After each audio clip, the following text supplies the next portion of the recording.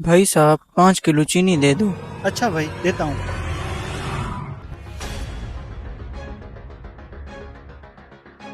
और भाई बिल्कुल ठीक है, घर बार सब ठीक है। अल्हम्दुलिल्लाह अल्हम्दुलिल्लाह। कितने हो गए भाई साहब? सिर्फ 800 हो गया।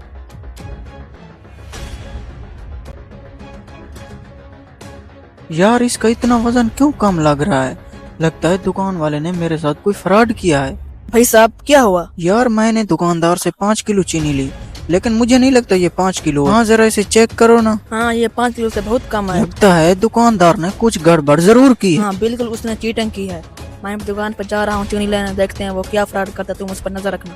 हाँ ठीक है, मैं उस पर जरूर नजर रखूंगा। ये बंदा रोजाना 2 नंबरी करता है, आज इसे जरूर पकड़ते हैं। चलो भाई, चलो। भाई साहब 3 किलो चीनी देना। जी भाई, अभी देता हूँ।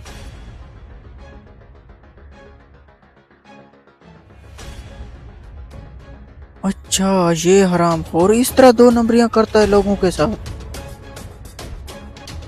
हरामखोर, अगर वजन बराबर हो गया तो अपनी उंगली इधर से उठा लो। क्या क्या क्या?